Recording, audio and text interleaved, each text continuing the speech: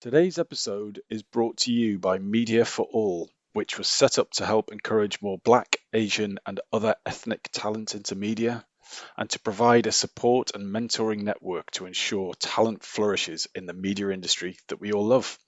If you're looking for a mentor or would like to mentor young ethnic talent, check them out at mediaforall.org.uk, and it is all 100% free.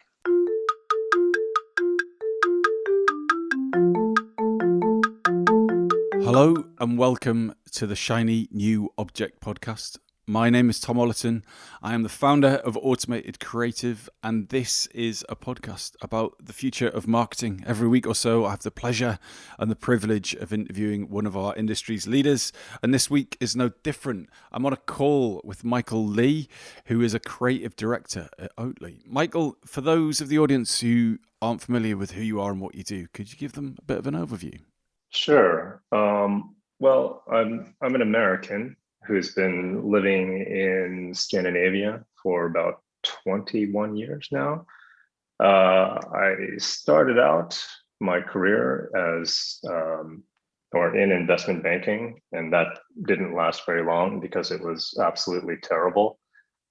Switched over to advertising, worked in several agencies, came to Copenhagen in 2000, started a digital agency, left that digital agency, was working basically on my own for about 7 years. And 3 years ago, I got a call from this guy named John Schoolcraft, who is the chief creative officer, or who is now the chief creative officer at Oatly. And he basically asked me if I wanted to start a war with the dairy industry all over the world. And I just said, yeah, that sounds pretty good.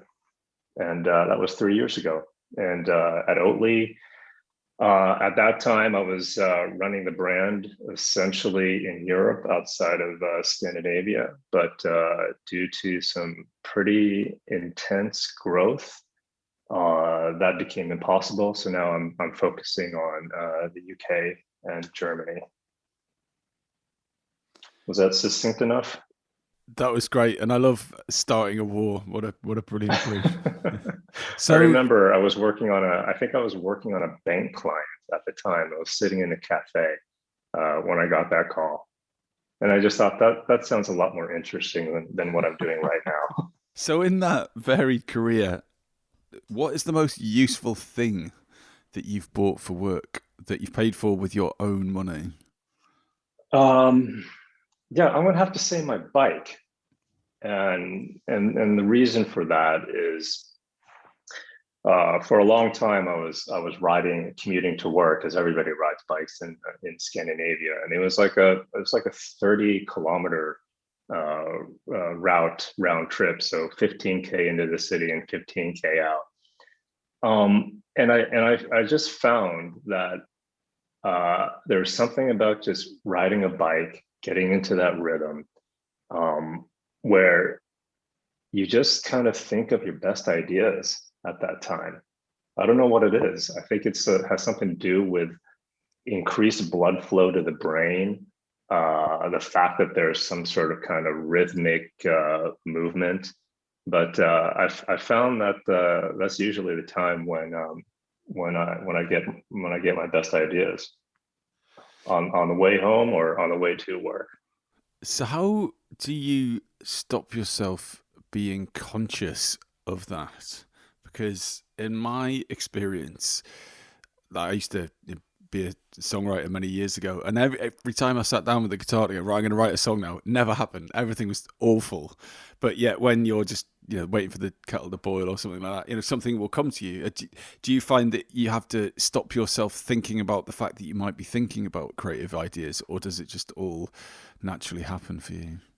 I think that people talk about like getting into the flow, on the basketball court or in sports. And when you're riding like in traffic, you kind of have to focus on not dying, not getting hit by a car, and stopping at red lights.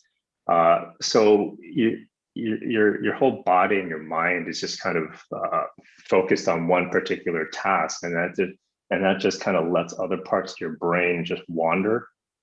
I don't know. I should do some research on it. Well, someone explained it to me recently that in modern life, flow is a pretty difficult thing to achieve because if you've got Slack, Skype, WhatsApp, desktop, email, text, people tapping you on the shoulder, like it's very difficult to get in a state of flow because you're very rarely doing anything for sometimes seconds. So yeah, as adults, we crave that flow, so that we've seen that resurgence in, coloring in books for adults or yoga or meditation or running. You get in that we crave that flow because there's so little of it. So I guess it isn't surprising in some ways that's where the ideas come from. But I'm curious to know if you have that brilliant idea, how do you record it? Do you just have to try and keep it in your head, or do you have like a notepad or a voice memo or something?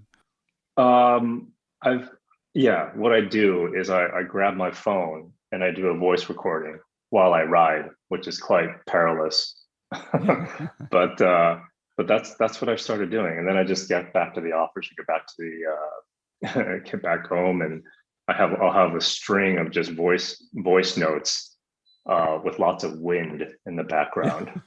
Do you keep them? I do, yeah. And do you think there would be you could stitch them all together and have some kind of weird podcast of ideas? It would be a very weird podcast. It would be mostly wind and Yeah. traffic noise and some garbled thoughts spoken out of breath. Actually, maybe you could just put them to an electronic backing track and have it as some sort of avant-garde.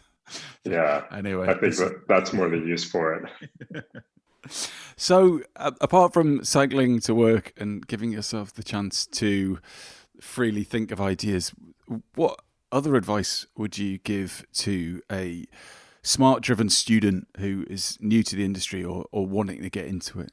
Um, I think the advice is really just kind of applies to any student who is getting into any sort of career or business. And the advice I would give is just do everything to hold on to your common sense, because I mean, you can probably relate. There's just something about the corporate world that just forces us to put on a mask once we go through the doors, and then we act differently, we talk differently, we value different things than we do in real life with our friends or at home. Um, and then you blink, and after 10 years that just kind of becomes your reality, and you kind of forget the common sense that you had 10 years ago before you were brainwashed by the corporate world. Does that make any sense? But how do you do that? No, it makes total sense to me, and it's a great bit of advice. But how do you hold on to that common sense when a part of your journey through that corporate world is to learn the language and to learn the moves that get you accepted and get you ahead? How do you retain that common sense? I have no idea. I mean, I think that, I mean, it's when we hire people at Oatly, we have kind of a little presentation or introduction day that we go through, and the first slide, it says unlearn everything you know about marketing, because it's absolutely useless here. So I guess if you're lucky enough to work at a place where the adults have just kind of recognized that they have been brainwashed by the corporate world, um, then then that's a good way to go about it. But I don't know. For me, it's kind of taken 15, 20 years just to kind of realize that so much of what happens in business meetings is a farce. I remember sitting in so many meetings thinking what thinking that what is being talked about is absolutely absurd, and just wondering if I'm the crazy one who thinks completely different about things. Um, so yeah, I don't know. It's a tough one. It's a problem for society to tackle. So, how do you go about helping people unlearn everything they know about marketing? Uh, I think it's I don't know, it's kind of like the Matrix, when Keanu Reeves the first thing is just kind of recognizing that that you are kind of operating in this world with certain norms and bullet points and ways of thinking, and then just kind of acknowledging the fact that hey, maybe there is another way. Maybe there is another way of doing all of this that is more interesting, that doesn't kind of follow all the guidelines that have been taught in business schools and in marketing classes, um, and then trying it and then seeing if it works. I'm still keen to know more. How does that play out? I don't want you to divulge any secrets, obviously, but does that mean that you don't have briefs, or people don't, you're not allowed to use PowerPoint, or everyone has to, you know, pitch via on a standing on a desk or something? What? How far does this? How far does the rabbit hole go, to use the continue the Matrix analogy? Like, how different is it in the way that you work? Well, I can put it this way. I mean, I for about 6 or 7 years, I worked freelance, or part of a small kind of group of consultants that just kind of went into clients and worked on projects. And you quickly just kind of you realize that, for you can go into a client project and quickly kind of add value, well, because you have to, because you're getting paid. And I kind of thought the same when I joined Oatly 3 years ago. And um, it was a completely different experience. It took me about a year to kind of really kind of understand what what that company was about, and to understand, the voice of the brand. Um, so yeah, I don't. It's difficult to put my finger on it. I mean, we always say that it just takes a while to develop a feel for the brand, and I think that's part of developing that feel is just kind of hanging around the people that are just kind of passionate about doing things this way, running a company in this way, and standing for things and having opinions and voicing them. Um, I wish there was a secret sauce, but there really isn't. So, in your time at Oatly, or elsewhere, what has been your top marketing tip? What's that thing, that absolute nugget that someone told you back in the day or recently that you continue to live by? I think I'm not sure who said this, or if I read it somewhere, but it was something about, don't try to sell anything, just be interesting. Um, and I think that sentiment just kind of really took the blinders off, and just took the pressure off to just have a conversation with people and see where that takes us, or to focus on things that are more important than, selling a product. Um, like, at Oatly, we're doing things that have nothing to do with sales. A lot of our campaigns are just kind of nonsensical because we think they're funny. At the same time, we'll do activities like petitioning the German government to get mandatory climate labels on all food products, or we'll start actions within farming in Sweden and the U.S. To help push them towards more sustainable practices. Um, so I guess what we talk about a lot is that if you're interesting, people will pay attention to you, and they'll be interested in what you do next. If you're just always trying to sell, you know, you're predictable.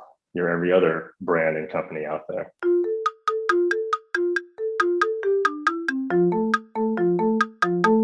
This episode of the Shiny New Object podcast is brought to you in partnership with MadFest. Whether it's live in London or streamed online to the global marketing community, you can always expect a distinctive and daring blend of fast-paced content, startup innovation pitches, and unconventional entertainment from MadFest events. You'll find me causing trouble on stage, recording live versions of this podcast, and sharing a beer with the nicest and most influential people in marketing. Check it out at www.madfestlondon.com.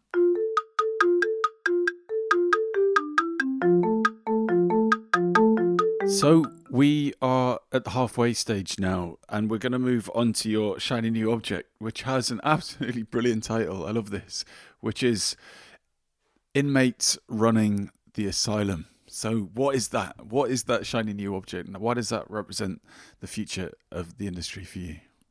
Well, I think what that refers to is kind of the structure of our department at Oatly, which is called the Oatly Department of Mind Control. And I think that what you'll find is that we're structured quite differently from any other kind of marketing or in-house kind of creative department. We do all of our own strategy, the creatives. We create our own briefs, and by briefs, we just kind of sit around and talk about what we think we should do. We produce our own work, and we approve our own work. There's no filter. There are no checkpoint meetings with the sales guys. No halfway meetings with the marketing managers. So it's a completely kind of streamlined process where we have kind of complete creative control. There is an exception. The CEO, Tony, he has the power to veto, and he rarely, if ever, does, because the relationship that we have with him is based upon trust. And it's in some ways, it's like, the creative's dream. We all came from agencies, and we all have stories of struggling with clients, frustration with ideas that get watered down or diluted or deemed too risky. And we have none of that. At the same time, that responsibility is on you. So if whatever you do doesn't go well, I mean, you're the one caught holding the bag. And I think that because of that structure, because of how we work is different, the work feels different. It also means that we're able to tackle issues other brands wouldn't touch. And I think we have a fairly good record of doing that at Oatly, where we're basically unafraid to wade into political issues. We've our recent Help Dad campaign in the UK produced a bit of a firestorm of controversy, which maybe other brands would think isn't so great, but we dive headlong into it, because at least I feel that progress is often contentious and it's often noisy, and as long as you feel like you're standing on the right side of history with things with issues surrounding sustainability, then I think you're okay. So the creative setup that you described sounds luxurious. It's fascinating, and I can imagine creatives listening to this must think that would just be amazing to set my own homework, do my own homework, and mark my own homework, all in the same job. But when does it go wrong? Like, when do the wheels fall off it? What are the situations where you're like, oh, actually, it would be fantastic to have a client in this situation, or is it just so wonderful you never even consider that? Well, I mean, it puts a lot of pressure on all of us to think through ideas, extremely thoroughly. I think a lot of the stuff we do might seem a bit flippant, but everything is extremely well thought through. So, I mean, there hasn't really been. Um, there have been kind of instances where we look back and say, okay, maybe we should have done things a bit different. But if you don't have the freedom to try and press that edge and make mistakes, you're also not going to have that freedom and potential to do campaigns that create loads of engagement, and get people talking in the right way, and having the right discussions that hopefully push sustainable lifestyles even further. And I'm curious to know that you said that the CEO very rarely vetoes anything. What is that like when he does that? Well, I mean, to be honest, I mean, we've he was in our recent Super Bowl commercial, and I'm not even sure he knew the he knew he was going to be on the Super Bowl, and when he does veto it, it's really kind of beyond around the issues of his visibility, because he's quite an introverted person. Doesn't really like all the attention, but we actually think it's quite funny that to put him in the spotlight even when he doesn't want to. So it's mostly around that. I can't think of anything where he has come in and say, "Hey guys, you've gone too far," or "We can't do that." And so, where has this come from? You said that everyone's ex-agency, so you would assume that they would model their jobs on what an agency does. So, where has this alternative lunatics running the asylum methodology come from? I mean, I have to say that it's it spawns from the mind of John Schoolcraft, who is the I guess executive creative director, chief creative officer, whatever you want to call that. And it also comes from I think the fact that we've kind of known each other for years. Uh, Tony has known John for, I think, yeah, 20 years or something like that, and have worked together in different capacities. And I've known John for more than 20 years. And I think that initially, that nucleus of people that have all known each other and worked with each other for many years, um, has kind of resulted in this setup. I mean, Tony became the CEO of Oatly, I think, in 2012 or 13 or something like that. I can't remember. And the first thing that he did was to bring on John Schoolcraft, and back then, I mean, Oatly has been around since the 90s, and back then it was a very kind of science and engineer driven company. I mean, if you think Microsoft branding versus Apple branding, it was terrible packaging. Um, Everything was about bullet points, because they were scientists, and this is what they thought people wanted to hear about their products. So the first thing that John did was he fired the entire marketing department, and started the process of hiring creatives, to the Oatly Department of Mind Control. So really, it is this ironclad trust between Tony and John and the rest of the creative department that allows this to happen. And how do you maintain and promote that trust? Because simple words, everyone understands what it is, but it's a difficult thing to establish. And I assume you hire quite often, and new people come into that. So how do you make sure that that trust isn't just something that's said, but is something that's evidenced? I mean, that's something that is a constant struggle for for us as we're continuing to grow. Because even 3 or 4 or 5 years ago, we were like what 12, 13 people in the in-house creative department. We sat around and we all talked with each other. We talked with Tony. Uh, we talked with the GMs out in the markets. But now, as we've grown to so many more markets, I think even the in-house department in Malmo is nearing 40 or 50 people.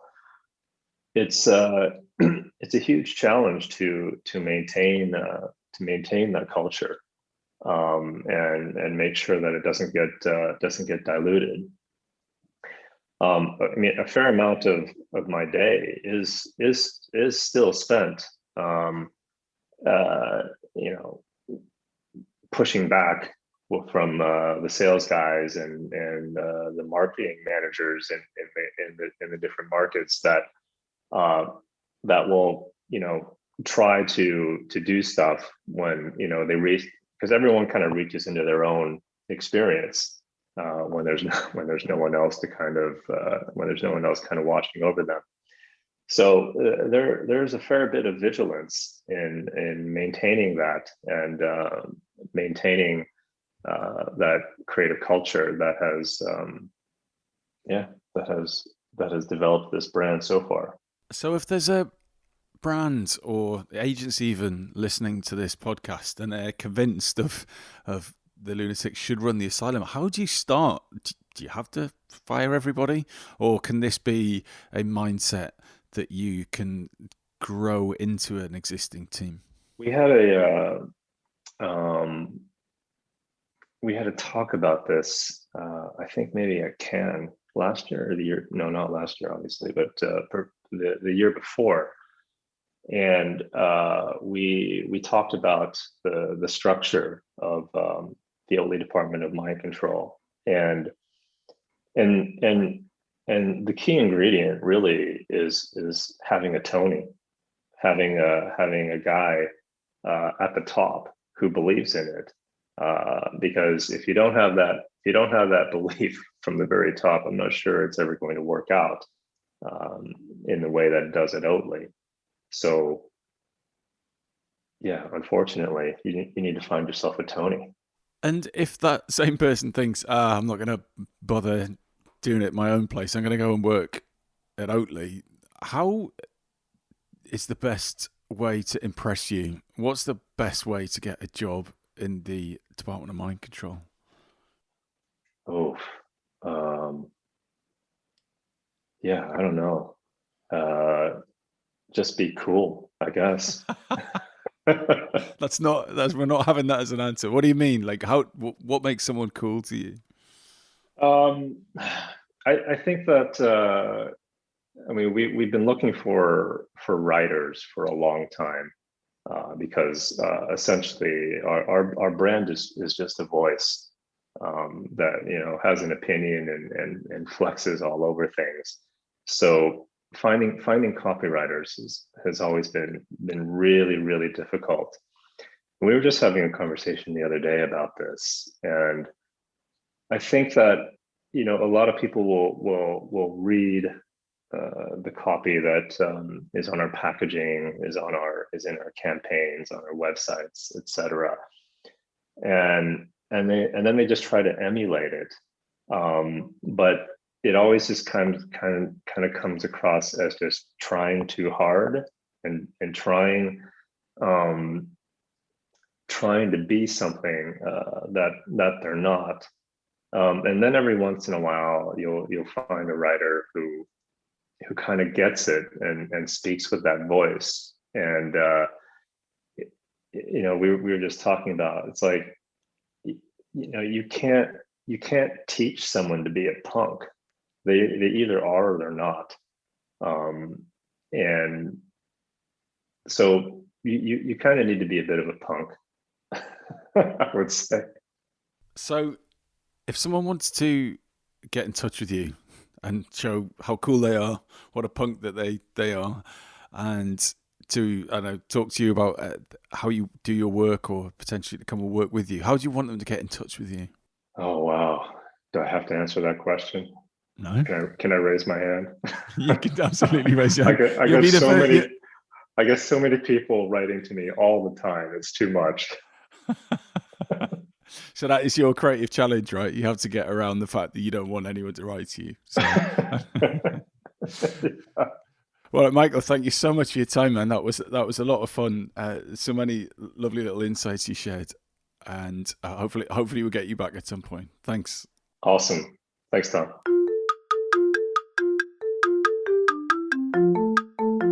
Hi, just before you go, I'd really appreciate it if you could take the time to write a review of the Shiny New Object podcast on Apple Podcasts or iTunes, whatever it's called these days, or whichever podcast provider you use. We're an indie podcast, so it would go a long way for us if you could just share the word and give us a bit of a support on those channels. That would just be fantastic. If you haven't got time, that's also cool. And yeah, if you could tell your colleagues about the podcast, and also, if possible, don't forget to subscribe. And I'd love to hear your feedback. If you'd like to speak on the podcast or be a guest, or you think I'm asking the wrong questions, anything, I'd be super interested to hear what you think. So please email me at tom@automatedcreative.net. That's TOM at, I'm not going to bother spelling it. Anyway, you'll work it out. Thanks so much.